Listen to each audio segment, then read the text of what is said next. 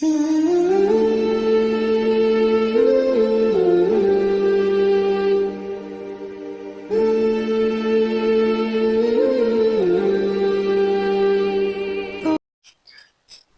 अलैकुम वरहमतुल्लाहि वबरकातुहू नहमदुहु व नसल्ली अला रसूलिहिल करीम अम्मा बाद फ़अऊज़ु बिल्लाहि मिनश शैतानिर रजीम बिस्मिल्लाहिर रहमानिर रहीम।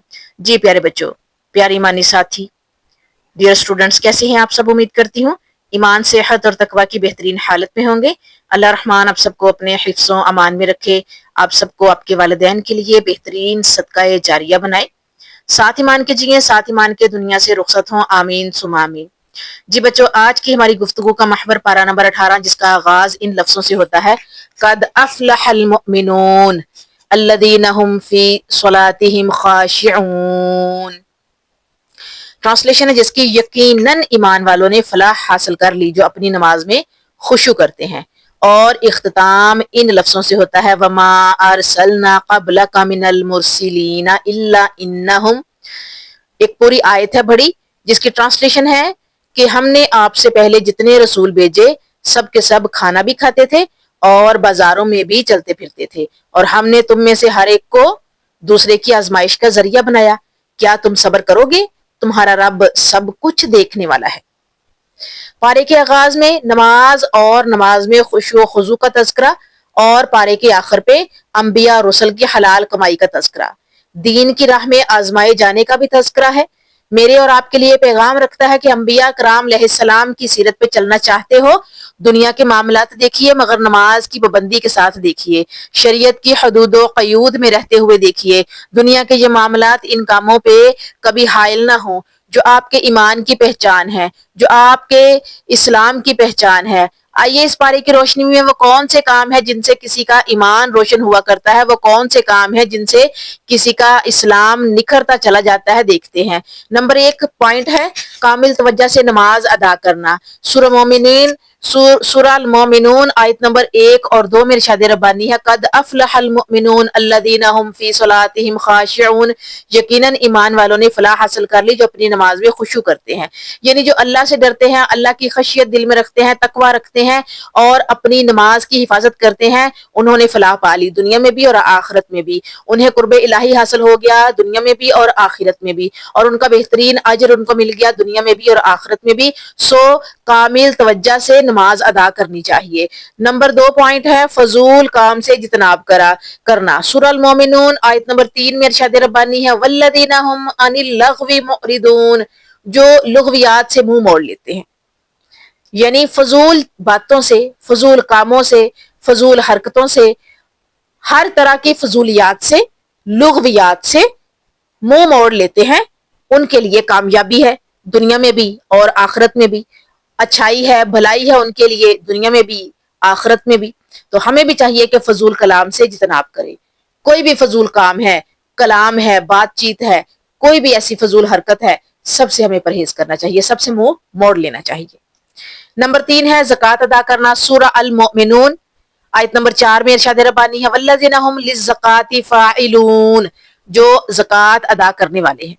यहाँ पर हमें इस पारे में भी जो है वो ज़कात अदा करने का हुक्म दिया गया है कि अगर चाहते हो कि अल्लाह का कुर्ब हासिल हो तो ज़कात अदा करो, अल्लाह के गज़ब से बचना चाहते हो तो ज़कात अदा करो, अल्लाह के गुस्से को ठंडा करना चाहते हो तो ज़कात अदा करो।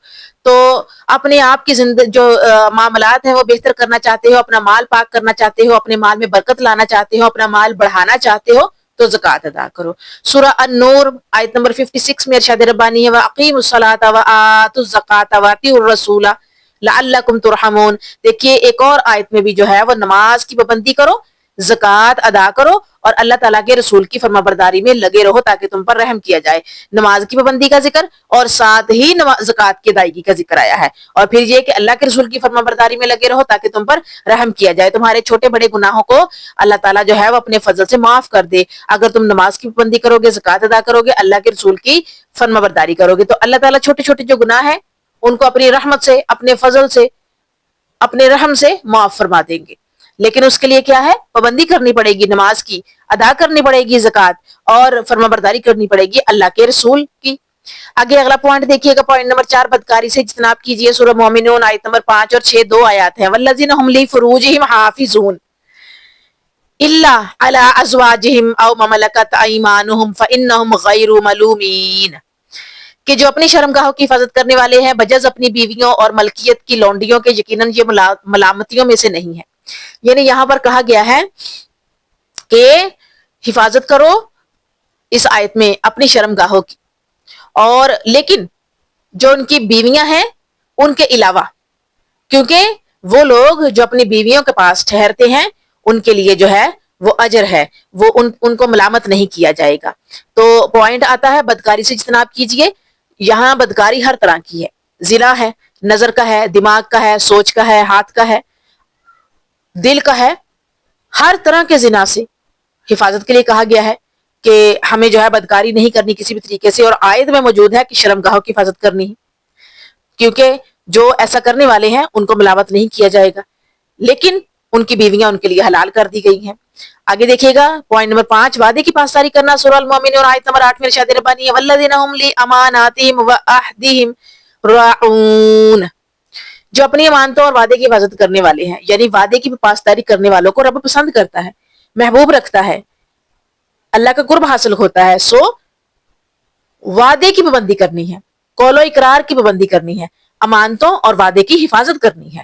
پوائنٹ نمبر 6 ہے مستقل پابندی سے نماز ادا کرنا۔ اگین ایک اور چیز آئی ہے، پہلے تھا نماز کی پابندی، نماز کی ادائیگی کی جو ہے وہ وقت پہ کرنی ہے، پابندی کرنی ہے نماز کی ادائیگی کی، اب آیا ہے مستقل پابندی سے نماز ادا کرنا۔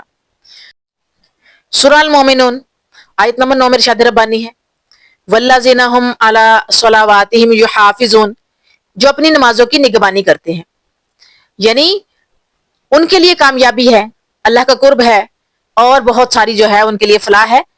کن کے لیے؟ جو اپنی نمازوں کی نگہبانی کرتے ہیں، یعنی پابندی کرتے ہیں، وقت کی پابندی، نماز کی ادائیگی کی پابندی، خشوع و خضوع کی پابندی، تقوی پرہیزگاری کی پابندی نماز کے لیے، تو وہی لوگ جو ہے فلاح پانے والے ہیں۔ پوائنٹ نمبر 7 دیکھیے گا، عبادت خداوندی کی دعوت دینا۔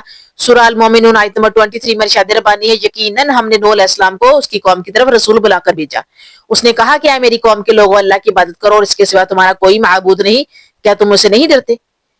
یعنی اللہ کی عبادت کرنا، اللہ کے سوا کسی کی عبادت نہ کرنا، اور پھر اللہ کی عبادت کی ہی دعوت دینا۔ یہاں پر نوح علیہ السلام کا ذکر ہے کہ حضرت نوح علیہ السلام کو قوم کی طرف بھیجا گیا تاکہ وہ اپنے قوم کے لوگوں کو جگا سکیں کہ اللہ کی عبادت کرو، اللہ کے سوا کسی کی عبادت نہ کرو، تمہارا کوئی معبود نہیں ہے اس کے سوا، کیا تم اسے ڈرتے نہیں ہو؟ کیا تمہارے دل میں اس سے ڈر نہیں ہے، خوف نہیں ہے، خشیت نہیں ہے، تقوی نہیں ہے؟ تو یہاں پر کیا ہے کہ عبادت خداوندی کرنی ہے، اللہ کی عبادت کرنی ہے، اور اللہ ہی کی عبادت کی دعوت دینی ہے اگر فلاح چاہتے ہو دنیا اور آخرت میں۔ نمبر 8 ہے الحمدللہ کا ورد کرنا۔ سورہ المومنون آیت نمبر 28 میں ارشاد ربانی ہے، جب تو اور تیرے ساتھی کشتی پر بااطمینان بیٹھ جاؤ تو کہنا کہ سب تعریف اللہ کے لیے ہی ہے جس نے ہمیں ظالم لوگوں سے نجات عطا فرمائی۔ یہاں پر اگین نوح علیہ السلام کی قوم کا ذکر ہے، نوح علیہ السلام کا ذکر ہے۔ جب طوفان آیا تھا سرکش لوگوں کے اوپر تو اللہ تعالیٰ نے نوح علیہ السلام اور ان کے پیروکاروں کو کشتی میں سوار ہونے کا حکم دیا تھا، اور ساتھ ہی حکم دیا کہ جب کشتی میں اطمینان سے بیٹھ جاؤ تو اللہ کی تعریف کرنا۔ یعنی اس میں ہمیں کہا گیا ہے کہ اللہ ہی کی تعریف بیان کرنی ہے، تسبیح بیان کرنی ہے، اسی سے مانگنا ہے، اسی کا شکر ادا کرنا ہے، یعنی اللہ ہی کی حمد و ثنا بیان کرنی ہے۔ تو اس آیت میں بھی جو ہے وہ یہی چیز کہی گئی ہے نوح علیہ السلام اور اس کی قوم کو کہ جب اطمینان سے کشتی میں بیٹھ جاؤ تو میری تسبیح بیان کرنا، میری تعریف کرنا، جس نے اور کہنا کہ سب تعریف اللہ ہی کے لیے ہے جس نے ہمیں ظالم لوگوں سے نجات عطا فرمائی، یعنی وہ لوگ جو اپنی جانوں پر ظلم کر رہے تھے، جو ہمیں بھی ستا رہے تھے۔ تو اگر فلاح چاہتے ہو تو صرف تعریف اللہ کی، حمد و ثنا اللہ کی۔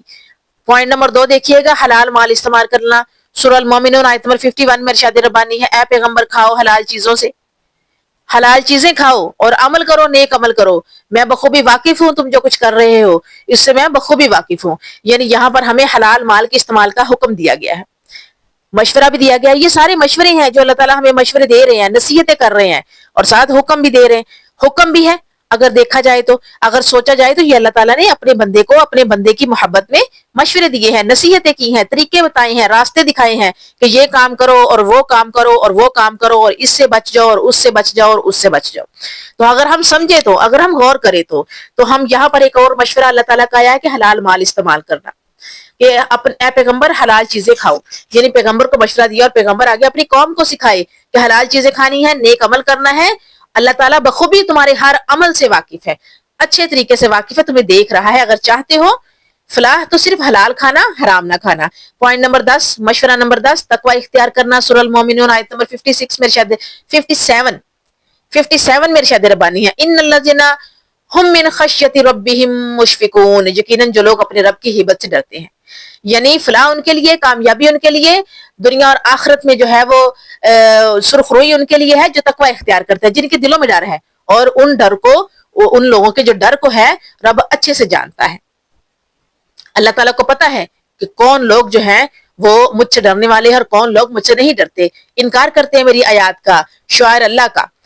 آگے پوائنٹ نمبر 11، مشورہ نمبر 11، شرک سے اجتناب کرنا، سورہ المومنون آیت نمبر 59 میں ارشاد ربانی ہے، والذین هم بربہم لا یشرکون، اور جو اپنے رب کے ساتھ کسی کو شریک نہیں کرتے۔ ایک اور مشورہ، ایک اور پیار محبت سے نصیحت کہ شرک سے اجتناب کرنا، شرک نہ کرنا، اور جو اپنے رب کے ساتھ کسی کو شریک ٹھہراتے ہیں ان کے لیے سیدھا جہنم کی ٹکٹ، اور جو اپنے رب کے ساتھ کسی کو شریک نہیں کرتے ان کے لیے قرب الہی۔ سو شرک نہ کرنا، سورہ نور آیت نمبر 55 میں ارشاد ربانی ہے، وہ عبادت کریں گے، میری عبادت کریں گے، میرے ساتھ کسی کو بھی شریک نہ ٹھہرائیں گے، اس کے بعد بھی جو لوگ ناشکری اور کفر کریں وہ یقیناً فاسق ہے۔ یعنی عبادت کرنی ہے تو میری عبادت کریں گے، ایمان والے تو میری، کسی کے ساتھ شریک نہیں ٹھہرائیں گے، اس کے بعد بھی لوگ ناشکری کریں، کفر کریں، انکار کریں تو وہ فاسق ہے، پھر ان کا ٹھکانہ بھی جہنم ہے۔ اگلا پوائنٹ، اگلا مشورہ، پوائنٹ نمبر 12، مشورہ نمبر 12، راہ حق کی دعوت دینا، سورہ المومنون آیت نمبر 73 میں ارشاد ربانی ہے، یقیناً آپ انہیں راہ راست کی طرف بلا رہے ہیں۔ یہاں پر ہمیں کہا گیا ہے کہ راہ حق کی دعوت دینی، پہلے راہ حق پہ چلنا ہے، پھر راہ حق کی طرف بلانا ہے، دعوت دینی ہے کہ راہ راست کی طرف آؤ، راہ حق کی طرف آؤ۔ مشورہ نمبر 13، پوائنٹ نمبر 13، اللہ کی پناہ طلب کرنا، سورہ المومنون آیت نمبر 97 دونوں اوپر تلے، 97 اور 98 ارشاد ربانی ہے، اور دعا کرے کہ اے میرے پروردگار میں شیطانوں کے وسوسوں سے تیری پناہ چاہتا ہوں، اے میرے رب میں تیری پناہ چاہتا ہوں کہ وہ میرے پاس آ جائے۔ یہاں پر اللہ تعالیٰ نے ہمیں دعا سکھلائی ہے، ساتھ بتایا ہے کہ پناہ صرف مجھ ہی سے طلب کرنی ہے، پناہ صرف مجھ ہی سے طلب کرنی ہے، اور دعا ہے کہ اے میرے پروردگار میں شیطانوں کے وسوسوں سے تیری پناہ چاہتا ہوں، اور اے میرے رب میں تیری پناہ چاہتا ہوں کہ وہ میرے پاس آ جائے۔ یعنی شیطانوں کے وسوسے، جو دلوں میں وسوسے ڈالتا ہے نا شیطان، ان سے پناہ مانگی ہے اللہ رب العزت کی، تو ہمیں بھی چاہیے کہ اللہ ہی سے پناہ مانگے، شیطان سے بھی اور برے کاموں سے بھی۔ آگے پوائنٹ نمبر 14 دیکھیے گا، استغفر اللہ کا ورد کرنا، سورہ المومنون آیت نمبر 118 میں ارشاد ربانی ہے، وَقُلْ رَبِّ اغْفِرْ وَارْحَمْ وَأَنْتَ خَيْرُ الرَّاحِمِينَ، اور کہو کہ میرے پروردگار تو بخش اور رحم کر، اور تو سب مہربانوں سے بہتر مہربانی کرنے والا ہے۔ یہاں ہمیں مسلسل رب سے توبہ کرنے کا جو ہے وہ ورد کا حکم دیا گیا ہے، مشورہ دیا گیا ہے۔ جی، تو یہاں پر دیکھیں کہ ایک دعا بھی ہمیں سکھلائی ہے، رب اغفر وارحم وانت خیر الراحمین، تو بخش اور رحم کر اور تو سب مہربانوں سے بہتر مہربانی کرنے والا، بے شک وہی مہربان ہے، وہ مہربان آقا ہے، مولا ہے، دوست ہے، وہ مہربان بادشاہ ہے، شہنشاہ ہے، اسی سے مانگنا چاہیے۔ اور یہاں پر مشورہ بھی ہے ہمیں کہ استغفر اللہ جو ہے اس کا ورد کرتے رہنا چاہیے، اور ایک دعا بھی ہمیں جو ہے وہ قرآن نے سکھا دی ہے، رب اغفر وارحم وانت خیر الراحمین، رب اغفر وارحم وانت خیر الراحمین، جسے ہمیں کثرت سے پڑھنا چاہیے۔ سورہ نور آیت نمبر 5 میں ارشاد ربانی ہے، الا الذین تابوا من بعد ذلك واصلحوا فان اللہ غفور رحیم، ہاں جو لوگ اس کے بعد توبہ اور اصلاح کر لے تو اللہ تعالیٰ بخشنے والا اور مہربانی کرنے والا ہے۔ یعنی اگین سورہ نور میں جو ہے وہ بتایا گیا ہے کہ جو لوگ توبہ کریں گے اور اصلاح کر لیں گے، اپنا منہ سیدھا کر لیں گے قبلہ کی طرف، یعنی اللہ کی طرف، تو اللہ تعالیٰ پھر ان کو بخش دے گا، ان پہ مہربانی فرمائے گا، اللہ تعالیٰ ان کی توبہ قبول کرے گا، اللہ تعالیٰ وہ جو اصلاح کے راستے پر چل گئے ہیں، جنہوں نے توبہ کر لی ہے، پھر اللہ تعالیٰ ان کی توبہ بھی کریں گے قبول، اور انہیں استقامت بھی دیں گے دین کے راستے پر۔ سورہ نور آیت نمبر 31 میں ارشاد ربانی ہے، اے مسلمانوں تم سب کے سب اللہ کی جناب میں توبہ کرو تاکہ نجات پاؤ۔ ایک اور مشورہ، ایک اور آیت سورہ نور کی ہی آیت نمبر 31 جس میں کہا گیا ہے، مسلمانوں کو مخاطب کیا گیا ہے کہ تم سب کے سب اللہ کی جناب میں توبہ کرو، یعنی کہ توبہ اللہ سے کرو تاکہ تمہیں اللہ تعالیٰ نجات دے، تم اللہ کے غضب سے نجات پاؤ، تم جہنم کی آگ سے نجات پاؤ، برے انجام سے نجات پاؤ، تم ظالم لوگوں کے ساتھ اٹھنے سے نجات پاؤ، یعنی کہ ہر طرح کی نجات مل جائے گی۔ پوائنٹ نمبر 15، مشورہ نمبر 15، دل سے معاف کرو، سورہ نور آیت نمبر 22، ارشاد ربانی ہے، تم میں سے جو بزرگی اور کشادگی والے ہیں انہیں اپنے قرابت داروں اور مسکینوں اور مہاجروں کو فی سبیل اللہ دینے سے قسم نہ کھا لینی چاہیے. کیا تم نہیں جانتے کہ اللہ تعالیٰ تمہارے قصور معاف فرما دے؟ اللہ قصوروں کو معاف فرمانے والا ہے. دل سے معاف کرنا، یہاں پر جو ہے وہ معافی کا کہا گیا ہے کہ معاف کرو. اور کہا گیا ہے کہ تم میں سے جو لوگ بزرگی والے، کشادگی والے، جن کے دل وسیع ہیں اور جو عاجزی والے ہیں، انہیں اپنے رشتہ داروں، مسکینوں، مہاجروں کو اللہ کی راہ میں دینا چاہیے. قسم نہیں کھا لینی چاہیے، انہیں معاف بھی کرنا چاہیے اگر ان سے غلطی ہو گئی ہے، اور اس کے علاوہ ان پر خرچ بھی کرنا چاہیے تاکہ اللہ تعالیٰ جو ہے وہ تمہارے قصور معاف کرے، تمہاری غلطیاں معاف کرے، تمہاری کوتاہیاں معاف کر دے. اللہ تعالیٰ قصور کرنے والوں کو معاف فرمانے والا ہے. یعنی جن سے غلطیاں ہو جاتی ہیں وہ جب اپنے قرابت داروں، مسکینوں، مہاجروں پر خرچ کرتے ہیں اللہ کی رضا کے لیے اور قربت کے لیے، تو اللہ تعالیٰ خرچ کرنے والوں کے قصور معاف کر دیا کرتے ہیں. دیکھیں، دل سے معافی مانگنا، اور پھر یہ کہ معافی مانگنے کا طریقہ بھی بتا دیا ہے. اللہ سے معاف کروانے کا طریقہ بھی جو ہے وہ ہمیں رب نے بتا دیا ہے. آگے دیکھیے گا پوائنٹ نمبر 16، اداب بجا لانا. ادب و اداب بجا لانا. سورہ نور آیت نمبر 27 میں ارشاد ربانی ہے، اے ایمان والو اپنے گھروں کے سوا اور گھروں میں نہ جاؤ جب تک کہ اجازت نہ لے لو، اور وہاں کے رہنے والوں کو سلام نہ کر لو. یہی تمہارے لیے سراسر بہتر ہے تاکہ تم نصیحت حاصل کرو. یہاں پر ہمیں طریقہ سکھایا رب نے کسی کے گھر جانے کا. مخاطب کون ہے؟ ایمان والے. کہا ہے اپنے گھروں کے سوا اور گھروں میں نہ جاؤ، یعنی جانا ہے تو اپنے گھر جاؤ، کسی اور کے گھر داخل نہ ہو. لیکن اگر جانا ہو تو اجازت لو، اور وہاں کے رہنے والوں کو سلام نہ کر لو. یعنی اگر کسی کے گھر جانا ہے تو پہلے اجازت لو اور سلام کرو ان کو.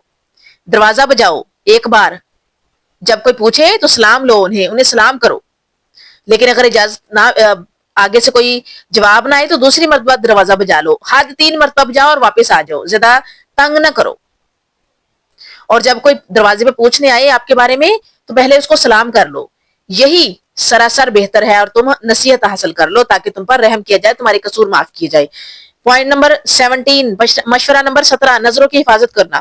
سورہ نون آیت نمبر 30 اور 31، آگے پیچھے 2 آیات. مسلمان مردوں سے کہو اپنی نگاہیں نیچی رکھیں اور اپنی شرمگاہوں کی حفاظت رکھیں، یہ ان کے لیے پاکیزگی ہے. لوگ جو کچھ کریں اللہ تعالیٰ سب سے خبردار ہے. مسلمان عورتوں سے کہو کہ وہ بھی اپنی نگاہیں نیچی رکھیں اور اپنی عصمت میں فرق نہ آنے دے. یہاں پر الگ الگ مسلمان مردوں اور عورتوں کو ایک ہی حکم دیا گیا ہے. کہا گیا ہے کہ اپنی نگاہیں نیچی رکھو، کسی غیر محرم کی عورت کی طرف نہ دیکھو مسلمان مرد، اور اپنی شرمگاہوں کی حفاظت کرو. یعنی کسی غیر عورت کے پاس، نہ محرم عورت کے پاس مت جاؤ، یہ ان کے لیے پاکیزگی ہے. اس لیے کہ اگر نگاہیں نیچی رکھو گے، شرمگاہوں کی حفاظت کرو گے تو پاکیزگی ملے گی، طہارت ملے گی. نگاہوں کی حفاظت کرنے سے شرمگاہ کی حفاظت بھی ہو جاتی ہے اگر سوچا جائے تو. لوگ جو کچھ کہیں، جو کچھ کرے، اللہ سب سے خبردار ہے. لوگ جو کچھ مرضی کرتے رہیں، ان کو ان کے حال پہ چھوڑو. وہ جو کچھ بھی کریں گے اللہ تعالیٰ دیکھ رہا ہے، جان رہا ہے، اسے خبر ہے. اور پھر مسلمان عورتوں کو سے بھی کہا کہ اپنی نگاہیں نیچی رکھیں اور اپنی عصمت میں فرق نہ آنے دیں. یعنی کہ اپنی شرمگاہوں کی حفاظت کریں، اپنا پردہ کریں، اور اپنی جو پردہ داری ہے، اپنی عصمت ہے، اپنی عزت ہے، اس میں فرق نہ آنے دیں. مشورہ نمبر 18، اللہ کی تسبیحات بیان کیجیے. سورہ نور آیت نمبر 36 میں ارشاد ربانی ہے، ان گھروں میں جن کے بلند کرنے اور جن میں اپنے نام کی یاد کا اللہ تعالیٰ نے حکم دیا ہے، وہاں صبح شام اللہ تعالیٰ کی تسبیح بیان کرو. اللہ تعالیٰ کی تسبیحات، اگین اللہ تعالیٰ کی تسبیحات بیان کرنے کا حکم آیا ہے. یعنی ان گھروں میں، یہ گھر کون سے ہیں؟ یہ مساجد ہیں جہاں پر اللہ کے نام کی یاد ہے. یہاں پر اللہ تعالیٰ کا گھر ہے، وہاں پر اللہ تعالیٰ نے حکم دیا ہے کہ وہاں عبادت کرو میری، وہاں قرآن پڑھو، وہاں نماز ادا کرو، وہاں نفلی عبادت بھی کرو، اور وہاں پہ صبح شام اللہ کی تسبیح بیان کرو. یعنی مشورہ دیا کہ اللہ کی تسبیحات مسجد میں بھی جا کے بیان کرو، وہاں بھی پڑھو، وہاں بھی اللہ کی عبادت کرو، اور میرا نام وہاں بلند کرو.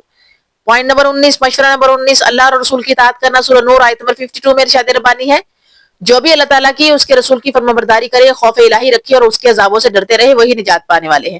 یعنی ہمیں بتایا گیا ہے کہ نجات کن کو ملے گی؟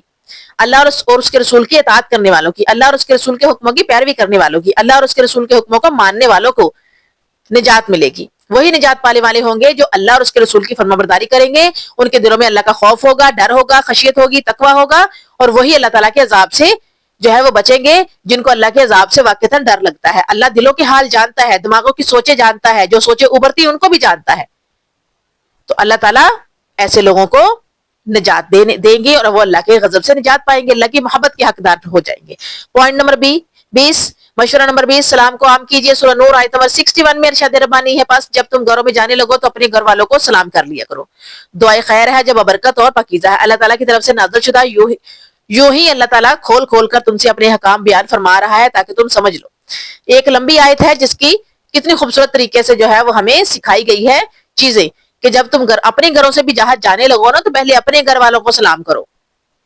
دعائے خیر ہے جو برکت اور پاکیزہ ہے, کیونکہ سلام جو ہے وہ دعائے خیر ہے, اس میں برکت بھی ہے, اس میں پاکیزگی بھی ہے. اور پھر یہ کہا گیا ہے کہ اللہ کی طرف سے نازل شدہ.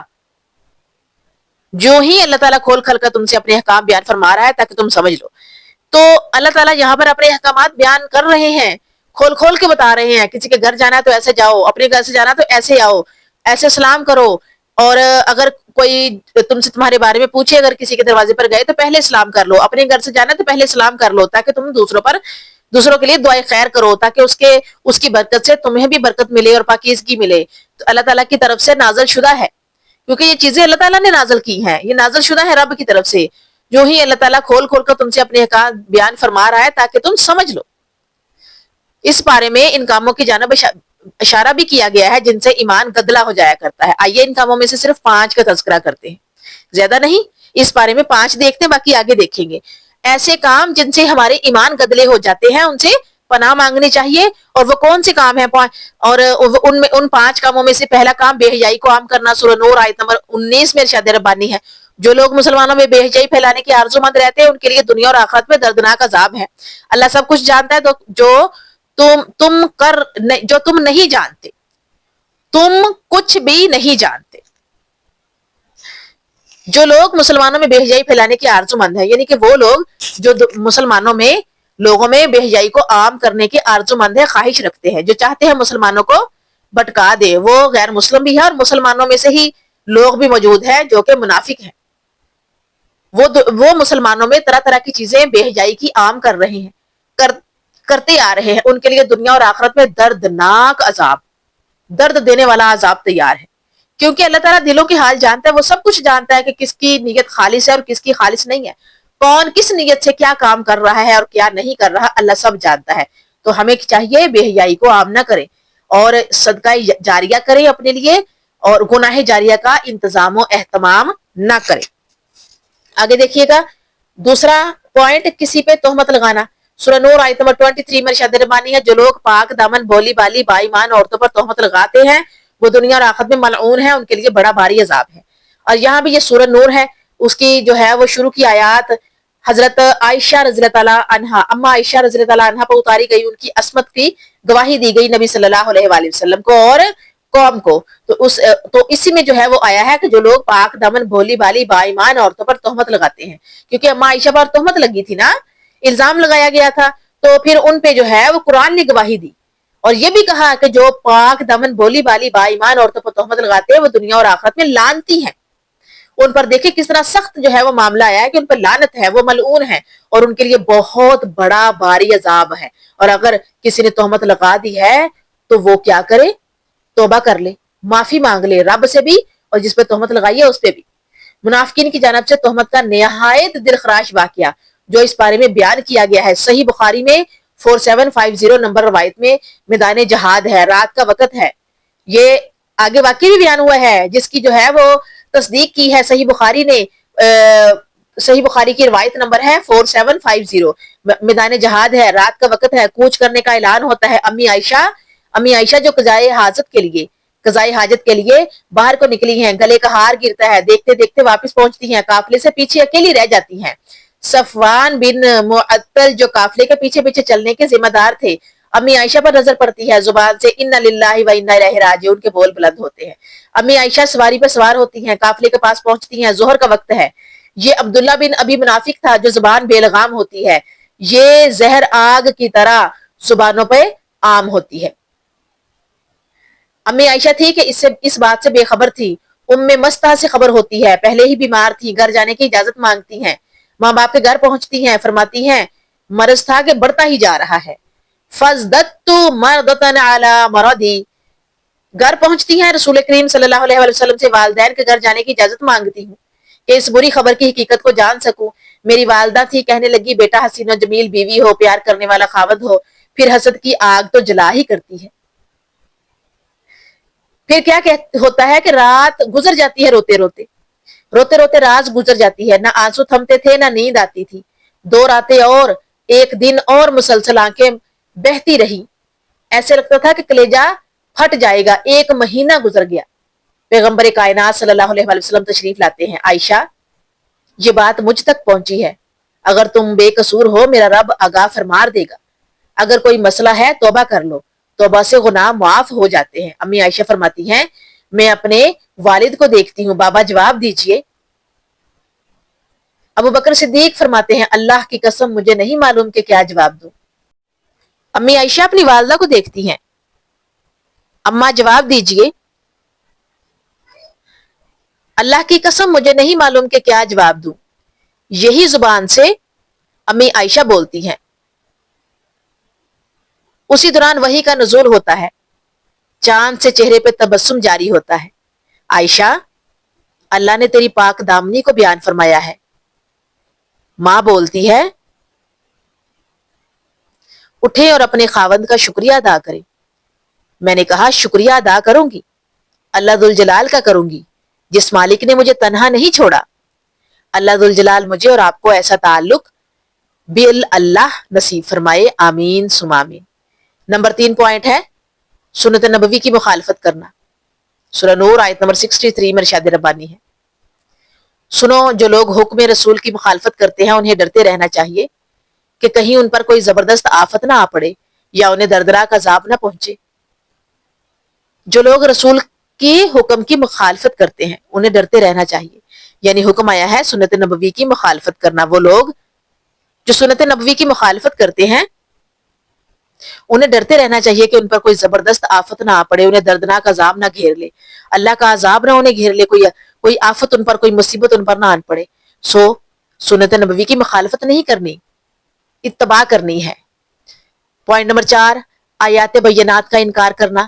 سورہ فرقان آیت نمبر 4 میں ارشاد ربانی ہے اور کافروں نے کہا یہ تو بس خود اسی کا گڑا گڑایا جھوٹ ہے جس پر اور لوگوں نے بھی اس کی مدد کی، دراصل یہ کافر بڑے ہی ظلم اور سرتا سر جھوٹ کے مرتکب ہوئے ہیں۔ یعنی آیات بینات وہ آیات جو کہ اللہ کی طرف سے تھی، بیان کی ہوئی، تو کافروں نے ان پہ کہا ہے کہ یہ تو نبی صلی اللہ علیہ وآلہ وسلم نے خود گڑا ہے، جھوٹ ہے، یہ تو گڑا گڑایا جھوٹ ہے، جس پر دوسرے لوگوں نے ان کی مدد کی جو ان کے ساتھی تھے۔ اصل میں انہوں نے کیا کیا؟ انہوں نے ظلم کیا ہے اور سراسر جھوٹ باندھا ہے، انہوں نے جھوٹ کے مرتکب ہوئے ہیں، اپنی جانوں پہ ظلم کیا ہے۔ تو ہمیں بھی چاہیے آیات بینات کا کفر نہ کرے، انکار نہ کرے۔ اور آخری پوائنٹ 5واں پوائنٹ اس کا ہے قیامت کا انکار کرنا۔ سورہ فرقان آیت نمبر 11، 12، 13 اور 14 لگاتار آیات، دیکھیں کتنی لگاتار آیات ہیں۔ بات یہ ہے کہ یہ لوگ قیامت کو جھوٹ سمجھتے ہیں اور قیامت کے جھٹلانے والوں کے لیے ہم نے بھڑکتی ہوئی آگ تیار کر رکھی ہے۔ جب وہ انہیں دور سے دیکھیں گے تو یہ غصے سے بپھرنا اور دھاڑنا سنیں گے، اور جب یہ جہنم کی کسی تنگ جگہ میں مشقیں کس کر پھینک دیے جائیں گے تو وہاں اپنے لیے موت ہی موت پکاریں گے۔ ان سے کہا جائے گا آج ایک ہی موت کو نہ پکارو بلکہ بہت سی اموات کو پکارو۔ تو قیامت کا انکار کرنے والوں کے لیے انجام لکھا ہے کہ قیامت والے دن جو لوگ جھوٹ بولتے ہیں، قیامت کا انکار کرتے ہیں، قیامت کو جھٹلاتے ہیں، انہیں بھڑکتی ہوئی آگ میں کس کے پھینک دیا جائے گا۔ وہ بھڑکتی ہوئی آگ جو انہیں دیکھ کر دور سے ہی دھاڑنا، چنگاڑنا شروع کر دے گی، جیسے ایک بپھرا سانڈ اپنے مخالف کو دیکھ کر دھاڑتا ہے، اس کی طرف دوڑتا ہے۔ پھر کیا ہوگا کہ کسی جہنم کی تنگ جگہ پر انہیں کس کے باندھ کے پھینک دیا جائے گا۔ وہاں اس قدر اذیت ہوگی کہ وہ موت موت پکاریں گے کہ کسی طریقے سے انہیں موت آ جائے اور یہاں سے ان کا چھٹکارا ہو جائے۔ لیکن ان سے کہا جائے گا آج ایک موت نہ پکارو، آج تو کئی موتوں کو پکارو کیونکہ تمہیں خلاصی نہیں ہوگی۔ میری اللہ رب العزت سے دعا ہے کہ خالق و مالک مجھے اور آپ کو ایسی توفیق سے نوازے کہ ہم وہ کام کریں جن سے ایمان تازہ ہوا کرتا ہے، اور ان کاموں سے محفوظ فرمائے جن کے سبب ایمان کمزور ہوتا چلا جاتا ہے۔ خاتمہ بالایمان فرمائے اور جنت الفردوس میں اپنے حبیب کی رفاقت نصیب فرمائے، آمین یا رب العالمین۔ السلام علیکم ورحمۃ اللہ وبرکاتہ، جزاک اللہ خیرہ۔